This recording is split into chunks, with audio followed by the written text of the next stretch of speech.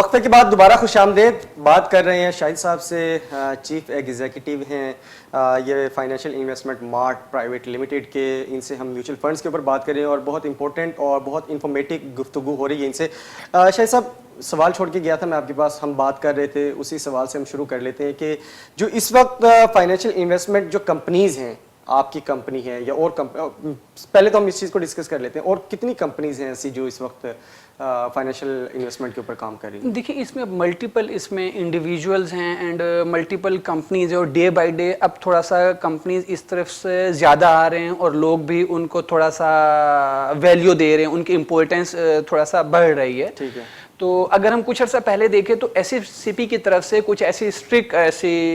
Strictness आप कह सकते हैं कि थोड़ी सी ज़्यादा थी कि अगर कोई अपनी फाइनेंशियल एडवाइजरी कोई कंपनी अगर कोई करना चाह रहा है तो उसके लिए थोड़ा सा इतना इजी नहीं था। अब डे बाय डे ज़ाहिर है एसएफसीपी भी इसको थोड़ा प्रमोट कर रहा है, इसको थोड़ा ईज ऑफ किया उसने चीज़ों को, तो डेफिनेटली करना भी चाहिए ताकि लोगों को थोड़ा सा अवेयरनेस ज़्यादा हो, लोगों को जो है ना फाइनेंशियल अपने जो ऑब्जेक्टिव्स हैं उनको मीट करने के लिए, इन्वेस्टमेंट करने के लिए प्रॉपर एक गाइडलाइन की दी जाए। और अब देखें, अगर आप ज़ाहिर है किसी भी एक कंपनी में जाएंगे, म्यूचुअल फंड में जाएंगे या ब्रोकरेज में जाएंगे, तो अल्टीमेटली जो सेल्स पर्सन होगा तो डेफिनेटली उसने अपनी प्रोडक्ट को बुरा तो नहीं कहना, जाहिर है उसके जी ये मेरी प्रोडक्ट जो है वो बेस्ट ऑप्शन है और आप इसमें इन्वेस्टमेंट कर दें सारी।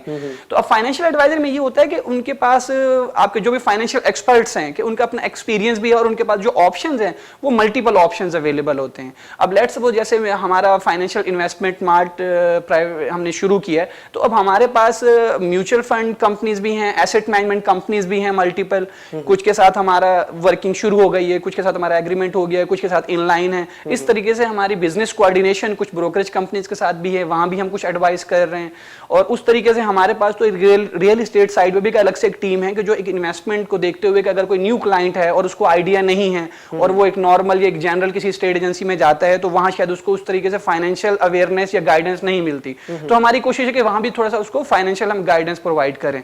तो इसमें अब और भी लोग इस फील्ड में मेरे ख्याल में आने चाहिए, लोग आ रहे हैं ताकि लोगों को थोड़ा सा अवेयरनेस ज्यादा हो, उनको पता हो कि हमारे पास क्या क्या ऑप्शंस अवेलेबल है इन्वेस्टमेंट करने के लिए और कौन सा ऑप्शन अच्छा है, सही है। इस टाइम पे मार्केट में अगर कोई एक आपका न्यूट्रल पर्सन होगा जो मल्टीपल ऑर्गेनाइजेशंस के साथ काम कर रहा है तो वो मेरे ख्याल में एक आपको अच्छी राय देगा कि जी इस टाइम पे कौन सा सेक्टर अच्छा है, इस टाइम पे डायरेक्ट स्टॉक आपका अच्छा है या इस टाइम पे आपका कोई कैश फंड अच्छा दे रहा है या इनकम फंड बेहतर है, सही है। तो वो आपको कहीं स्टक नहीं करेगा, किसी एक लिमिटेड प्रोडक्ट में स्टक नहीं करेगा, उसके पास ऑप्शन ज्यादा अवेलेबल होंगे तो वो आपको थोड़ा सा जो गाइड करेगा या गाइडलाइन देगा तो वो भी ज्यादा मेरे ख्याल में ऑथेंटिक गाइडलाइंस होंगे। ठीक है। अच्छा, ये तो एक आपका भी रोल आ गया इसके अंदर, आपका जो एडवाइजरी आपकी जो है वो भी इसके अंदर आ गई। अच्छा, आपने एक चीज़ ऑब्जर्व की होगी, पिछले साल पाकिस्तान में एक्सचेंज ट्रेडेड फंड के नाम से 4 जो इंस्टीट्यूशंस हैं वो आए हैं मार्केट के अंदर, और ख़ास करके स्टॉक मार्केट के अंदर उनकी आप ये कह लें कि रीबॉर्न हुए हैं। एक तरफ म्यूचुअल फंड्स मौजूद हैं और दूसरी तरफ ETF की क्या ज़रूरत पड़ गई, एक्सचेंज ट्रेडेड फंड्स की उनकी क्या ज़रूरत पड़ गई? क्योंकि मुझे इनका थोड़ा सा डिफरेंशिएशन बताइएगा, एक तरफ ये भी पूल है वो भी पूल है। बिल्कुल जी। देखें, इसका अगर आप मेन डिफरेंस देखें तो जैसे मैंने आपको बताया कि जो पिछले कुछ सालों में थोड़ा सा डायनामिक्स चेंज हुए, म्यूचुअल फंड में जो स्टॉक फंड है मेनली उस पे जो क्लाइंट को इतना प्रॉफिट नहीं हो सका, सही। तो अब जो एक्सचेंज ट्रेडिंग फंड है उनकी इंपॉर्टेंस या उनकी वैल्यू ऐसे है कि अब ये कोई अप्रैल में आपके जो NIT ने और UBL फंड मैनेजर ने इसमें स्टार्ट किया, अपने फंड्स उन्होंने लॉन्च किए, उसके बाद अक्टूबर में आपकी 2 और कंपनीज NBP फंड्स और अलमिजान इन्वेस्टमेंट वो इस फील्ड में आए। तो अब उसमें क्या है कि आपका वो एक मार्केट के टाइम पे एक रियल जो है ना वो उसमें एक ट्रेड हो रही है कि आपके मार्केट ओपन है तो आप उसमें इन आउट कर सकते हैं किसी शेयर की तरह। अब उसमें और पीछे जाहिर है वो एक कंपनी नहीं है, पीछे वो प्रोफेशनल जो फंड मैनेजर्स हैं वो आपके पोर्टफोलियो को डिफरेंट आपके डाइवर्सिफाइड कंपनीज में लेके चल रहे हैं। तो उस तरीके से ये है कि आप बजाय इसके अगर आप न्यू कमर हैं और आप किसी एक कंपनी का आपने शेयर ले लिया तो जाहिर है हमारे पास जो एक कंपनीज की डेली बेसिस पे या इंट्राडे भी देखें तो बहुत ज्यादा वेरिएशंस होती है, तो वो शायद आप एक अच्छा कोई रिटर्न हासिल कर सके या कोई नेगेटिव आपका कोई एक्सपीरियंस हो। तो जो अब म्यूचुअल फंड जो कंपनीज है एक्सचेंज ट्रेडिंग फंड की सूरत में एक आपको एक अच्छा एक प्लेटफॉर्म प्लेटफॉर्म दे रहे हैं, प्रोवाइड करिए जहां पे आप प्रॉफिट ज्यादा अच्छे तरीके से अर्न कर सकते हैं। बिल्कुल, एक देखिए प्रॉफिट भी अर्न कर सकते हैं, और फिर आपके जाहिर है अगर हम कंपैरिजन करेंगे ब्रोकरेज इंडस्ट्री का म्यूचुअल फंड इंडस्ट्री से, तो अल्टीमेटली म्यूचुअल फंड्स में जो एसेट मैनेजमेंट कंपनीज में लोग हैं, सेल्स स्टाफ है, वो थोड़ा सा एक ज्यादा डेवलप्ड है, वो थोड़ा ज्यादा सा ट्रेंड है, उसकी मॉनिटरिंग ज्यादा हो रही है, उसकी प्रोफेशनल वे में टेक्निकल्स बहुत अच्छे हैं। जैसे हम बात करते हैं कि जब आप स्टॉक मार्केट के अंदर इन्वेस्टमेंट की तरफ जाएं, तो हम अपनी जो नाजरीन हैं हम उनको हमेशा ये कहते हैं कि आप किसी भी कंपनी के अंदर जब आप इन्वेस्टमेंट के लिए जाते हैं तो उसके फाइनेंशियल्स को ज़रूर देखिए, उसके फंडामेंटल्स एंड टेक्निकल्स को ज़रूर देखिए। हम यही बात करते हैं, तो आप भी आई गेस वही बात कर रहे हैं कि उसके जो कंपैरेटिव अगर उसकी बात करें, कंपैरिजन करें कि ब्रोकरेज हाउसेज का और दूसरी तरफ एसेट मैनेजमेंट कंपनीज का, तो इनका जो है अपर हैंड रहता है इन टेक्निकल्स और फाइनेंशियल्स। तो आप क्या कहते हैं? जी बिल्कुल, देखिए अल्टीमेटली यहाँ पे आपके जो म्यूचुअल फंड कंपनीज है, एसेट मैनेजमेंट कंपनीज है, वो अपने सेल्स स्टाफ को थोड़ा सा ज्यादा ट्रेन कर रही होती है, उनके ट्रेनिंग एंड डेवलपमेंट का जो मार्जिन है यहाँ ज्यादा है, क्योंकि अगर ब्रोकरेज इंडस्ट्री में थोड़ा सा उसको भी अपडेट करने की या इंप्रूव करने की सर्टेन नीड है, ताकि वहां भी क्लाइंट को बेहतर उसको गाइडेंस दी जाए, उसको एक अवेयरनेस दी जाए, उसको अच्छी गाइडलाइन दी जाए, और उसका जो ऑब्जेक्टिव है कि वो मार्केट में आता है कि जी मुझे मार्केट में कुछ प्रॉफिट हो सके, सही है, और मेरा कोई लॉस ना हो। तो जाहिर है अल्टीमेट रिस्क तो उसने लेना है। जब स्टॉक मार्केट में कोई भी आपका इन्वेस्टमेंट करेगा, चाहे पाकिस्तान की स्टॉक मार्केट हो, आपका कोई भी आपके किसी भी कंट्री की स्टॉक मार्केट हो, तो जब भी आप उसमें इन्वेस्ट कर रहे होते हैं तो रिस्क तो आपने कैरी करना है, लेकिन उस रिस्क को लेते हुए आपको अगर गाइडेंस प्रॉपर अगर आपको मिल रही हो, आपको थोड़ी अवेयरनेस मिल रही हो कि जी इस टाइम पे ये आपको मूव करनी चाहिए, ये डिसीजन लेना चाहिए, तो वो अल्टीमेटली इन्वेस्टर का सेटिस्फैक्शन बढ़ता है। सबसे जो इंपॉर्टेंट चीज होती है वो यही होती है कि आपकी जो इन्वेस्टमेंट है, जो इन्वेस्टर की जो इन्वेस्टमेंट है वो जैम ना हो जाए, वो बाउंड ना हो जाए कि मतलब आपने लगा दिया अब आप बैठ जाएं आराम से। तो वो मार्केट के अंदर इन्वेस्टर को नीटी ग्रीटी मालूम हो, उसकी जो फ्लक्चुएशन है अप एंड डाउन उसका पता चलता रहे, उसको मुकम्मल तौर पे एडवाइजरी मिलती रहे, what time to take decision and where to take the decision and what is the right time to take the decision. Investment किस वक्त करनी है, इन्वेस्टमेंट से आपने प्रॉफिट कब कमाना है, और फिर आपको लॉस की सूरत से कितना बचाव होना है, आपने कितना बचाना है आपको। ये तमाम की तमाम चीज़ें वाकई ही ये हकीकत बात है कि जब हम ब्रोकरेज हाउसेज से बात कर रहे होते हैं तो वो एलिमेंट नज़र आता है हमें कि there is need for improvement there. Obviously improvement की तो जैसे हम कहते हैं कि हर सेक्टर के अंदर हर जगह पे ज़रूरत होती है, लेकिन जो एसेट मैनेजमेंट कंपनीज हैं दे आर मोर ट्रेंड, जैसे शाहिद साहब ने कहा। शाहिद साहब मज़ीद थोड़ा सा कुछ बताइए कि हमें जो फाइनेंशियल जो इस वक्त एसेट मैनेजमेंट कंपनीज हैं इनके हवाले से कुछ मज़ीद हमें बताइए कि इनकी अगर एडवाइजरी की बात करें या इनसे हम कंसल्टेशन की बात करें, या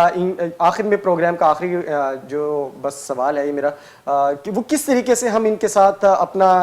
आपके साथ अपनी जो है एक कम्युनिकेशन बना सकते हैं। नहीं, आप ये कह रहे हैं कि कोई इन्वेस्टर अगर इन्वेस्टमेंट करना जी जी जी जी एग्जैक्टली आपसे गाइडलाइन लेनी हो, आपसे कंसल्टेंसी लेनी हो, आपसे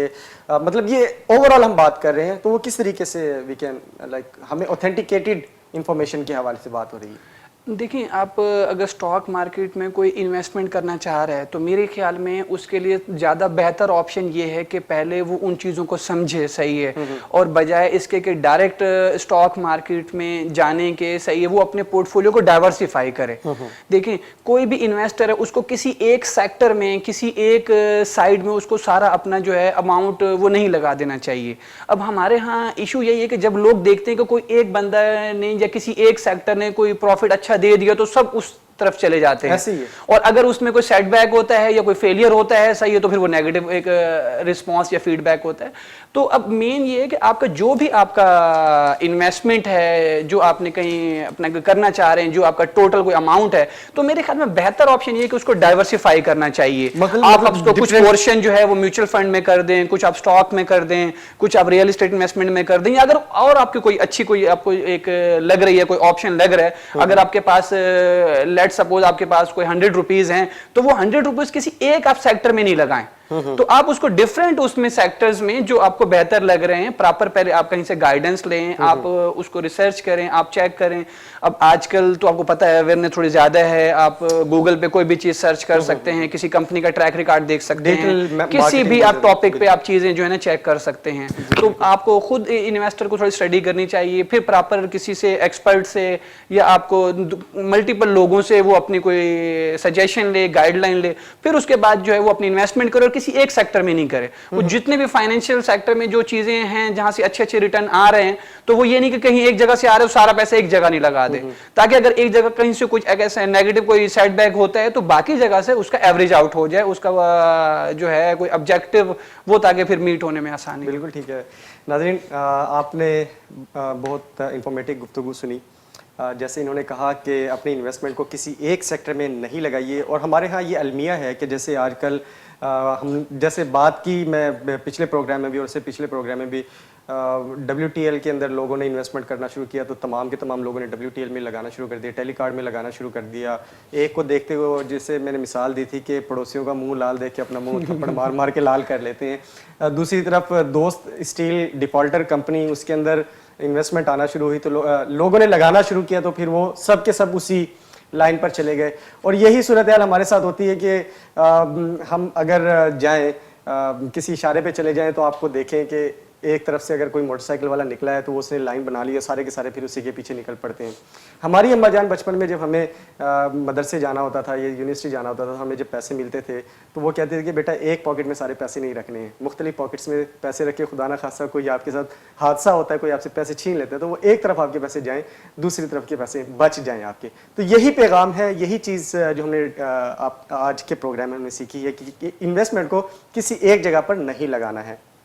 प्रोग्राम का वक्त खत्म हो रहा है, प्रोड्यूसर साहब बार बार मुझे कह रहे हैं कि प्रोग्राम का वक्त खत्म हो रहा है, तो मुझे दीजिए इजाजत। इंशाल्लाह आपसे मुलाकात होगी पीर को। अपना ढेर सारा ख्याल रखिएगा। कोरोना वायरस से एहतियाती तदाबीर के लिए घर से निकले मास्क का जरूर इस्तेमाल करें। अशिया फ़रोनोश के लिए मार्केट्स में जाएं तो मास्क का इस्तेमाल करें। शाहिद साहब आपका बहुत बहुत शुक्रिया। अस्सलाम वालेकुम, अल्लाह हाफिज़।